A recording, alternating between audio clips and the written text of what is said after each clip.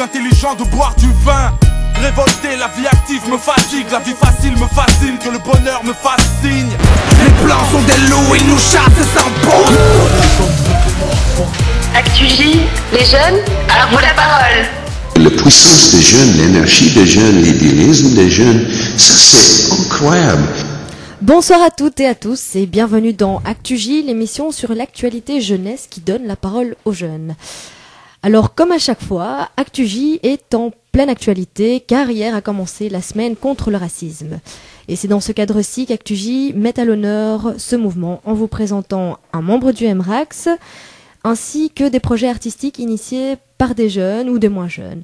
Alors nous discuterons du concept racisme dans sa généralité en tentant de comprendre ses origines, sa définition. Pourquoi parle-t-on de racisme alors que d'après certains spécialistes le terme race n'est plus censé être utilisé ?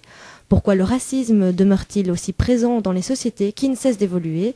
Et alors y a-t-il un espoir de voir ce concept disparaître avec les nouvelles générations multiculturelles ? Tant de questions qui seront débattues dans un souci de compréhension, en cassant les clichés, le tout en donnant la parole aux jeunes. Alors, en studio aujourd'hui, il y a quand même pas mal de monde. Il y a Moussa et Christian qui sont éducateurs de la maison de jeunes, de la maison de quartier de Germinal à Evere. Les deux jeunes qui l'accompagnent sont Félix et Christophe. En provenance directe de Liège, nous accueillons Romina et Mohamed. Eux aussi sont éducateurs d'une maison de jeunes à Liège, donc. Et les deux jeunes qui les accompagnent sont Reda et Morad. Et alors enfin, notre spécialiste d'aujourd'hui est Nordine Saidi, administrateur du MRAX. Parce qu'on ne dit pas MRAX, on dit MRAX, c'est ça, hein ? Ok, voilà. Alors, ah oui, petite info avant de commencer. Donc Actu-J pour les écouteurs, pour les auditeurs, enfin les internautes. Je préfère ça, auditeur. Auditeur. Parce que les écouteurs, c'est ce qu'on a sur les oreilles, c'est autre chose. Pardon, autant pour moi. Donc pour les auditeurs ou internautes qui nous écoutons régulièrement, hein, tous les troisièmes vendredis. Un peu partout dans le monde. N'est-ce pas ? Beaucoup en France, on vous salue. Vous êtes habitués à entendre Béné et moi-même, So. Mais Béné, exceptionnellement, n'est pas là. Et donc, c'est Marcos qui la remplacera. Et Marcos qui a fait de la radio il y a un petit temps, mais qui donc va super bien gérer cette émission. Voilà, Marcos. On va essayer de faire ça bien. Effectivement, j'ai une voix beaucoup moins sensuelle que celle de Béné, mais je vais quand même essayer de... moi, perso, je préfère ta voix sensuelle. Hein. D'accord. Ouais. Je vais continuer comme sexy, ça. Sexy. Ça va pas trop stressé ? Non, ça va. C'était plus au niveau de la préparation où c'était un petit peu plus stressant, mais ça va, quoi. Impeccable. Et donc, le MRAX... Non, pas. Bah, je vais faire l'erreur souvent. On va y arriver. Le MRAX. Alors, bonsoir Nordine, bonsoir. Tu es membre du MRAX, tu es même administrateur de ce mouvement qui, depuis plus de 60 ans, lutte contre les inégalités, les discriminations au niveau racial, antisémite et la xénophobie. Est-ce que tu peux nous en dire un petit peu plus concernant cette organisation ? Comme tu l'as dit, le MRAX a été créé il y a 60 ans par un groupe de communistes juifs. Avec les années qui passent, la thématique a changé. Ils ont eu l'intelligence, l'audace de transformer. Le MRAX s'appelait MRAP au départ. Donc avec la nouvelle immigration italienne, espagnole, turque, marocaine, ces gens qui ont créé le MRAX ont vu qu'il y avait une nouvelle sorte de racisme qui germait dans la société, qui n'était plus un racisme contre les juifs, mais un racisme contre les Turcs et les Marocains. Donc ils ont changé le MRAP en MRAX, et depuis lors, le MRAX lutte non pas contre l'antisémitisme exclusivement, mais contre le racisme, l'antisémitisme et la xénophobie. Quelle était la signification du MRAP à la base ? Le petit P représente quoi clairement ? Mouvement contre le racisme, et l'amitié entre les peuples. Ok, très bien. Moi j'avais préparé une question mais qui tombe à l'eau. Parce que j'avais préparé justement, je me posais la question pourquoi est-ce qu'il y avait antisémitisme qui était dans le MRAX, enfin pourquoi il avait été mis en avant, mais si quelque part vous venez de l'expliquer, ça s'explique ça a une explication historique. Parce qu'elle a été créée par des juifs communistes. Mais je comprends mieux maintenant. Mais sinon, à la base, moi en 2009, ne sachant pas ça, je m'étais dit tiens, pourquoi est-ce qu'on va mettre en avant plutôt une souffrance ou plutôt un problème de racisme en avant ? C'était juste ça. Mais ça s'explique par l'histoire. Je comprends mieux, donc je ne vous pose pas la question parce que vous y avez déjà répondu. Voilà, et par rapport aux objectifs, est-ce que vous sauriez nous dire exactement quels sont les objectifs concrets du MRACS et les actions que vous menez par rapport à cet objectif ou ces objectifs? Les objectifs concrets, c'est lutter contre le racisme, évidemment. Ouais.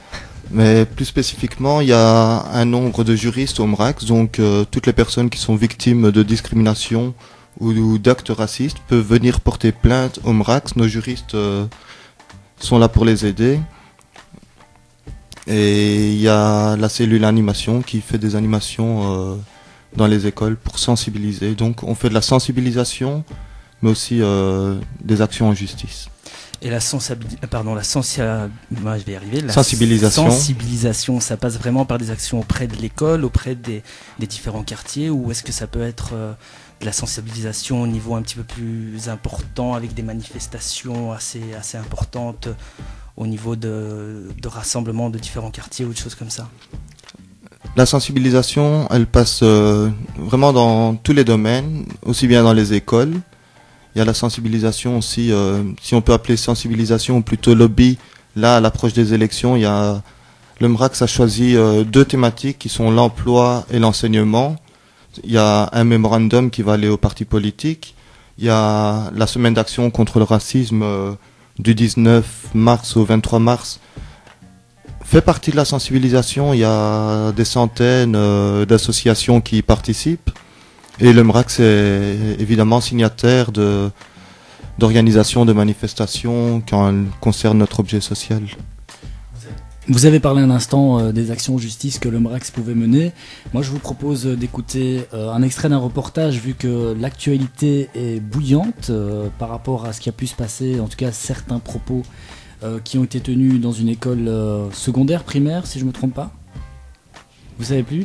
Mais écoutez, moi je propose qu'on écoute ce reportage de Télé Bruxelles et puis on se retrouve juste après pour en discuter. La thèse des négationnistes de Garaudy à Forisson est toujours bien vivante. Dernière incursion, il y a 4 jours, dans cette école de Laken. Aujourd'hui, son préfet nous amène au réfectoire. Voilà, donc M. Kishka était là-bas et l'Assemblée était ici. Vendredi dernier, un rescapé d'Auschwitz était invité à témoigner. Un professeur de religion islamique s'est alors levé pour venir s'asseoir à ses côtés. Il dénigrait ce que je disais, prétendait que j'exagérais, que je me mettais trop en valeur, trop en évidence, et que j'augmentais mes souffrances pour apitoyer les jeunes, alors que ce n'est pas mon rôle du tout. Mon rôle, c'est de leur enseigner ce que c'est la Shoah, qui peut toujours arriver. Depuis, son téléphone n'arrête pas de sonner. À l'autre bout du fil, des journalistes et beaucoup de gens qui le soutiennent. Pendant ce temps à l'école, l'heure de la réaction a sonné, ou presque. J'ai fait remonter l'information auprès de mes autorités. Mes autorités ont fait aussi très rapidement, je dois le dire, ce qui avait lieu de faire, c'est-à-dire diligenter une enquête et éventuellement déposer une plainte. Maintenant, il faut laisser faire les services compétents. Le professeur est toujours là. Tout à fait. Le professeur est toujours là, donc, en attendant les résultats de l'enquête de la communauté française, son employeur, et qui seul peut prendre des sanctions. Une attente lourde, donc, pour les professeurs et les élèves, tous ébranlés par cette histoire. De son côté, Henri Kishka, qui depuis 25 ans témoigne dans les écoles, n'éprouve pas de haine, juste de la tristesse et une demande. Je vous demanderai une chose, mais c'est ce que mon désir, mon vœu, mon souhait, c'est que vous me disiez humblement pardon, que vous avez exagéré, vous n'avez pas connu la Shoah, vous n'étiez pas né à ce moment-là, et que le négationnisme, c'est une terreur qui doit être combattue, mais si jamais on vous donne des sanctions qui ne vous conviennent pas, ça ne viendra pas de moi. Moi, je suis peut-être neutre, je suis tolérant, mais des excuses, ça me ferait plaisir, et je m'arrêterai. Voilà, donc c'était l'extrait du reportage de Télé Bruxelles sur justement cet événement d'actualité. Est-ce que vous pouvez nous en dire un peu plus et surtout quelle a été la participation du MRACS et en quoi, enfin et surtout et pourquoi vous avez entamé une action en justice? Nous n'avons pas entamé une action en justice. On a rédigé un communiqué de presse qui appelle les autorités compétentes à mener une enquête sur les propos qui auraient été tenus par ce professeur de religion islamique. Simplement dire ne condamnons pas un homme avant que l'enquête soit faite. Aujourd'hui, on parle au présent, mais il faudrait parler au conditionnel.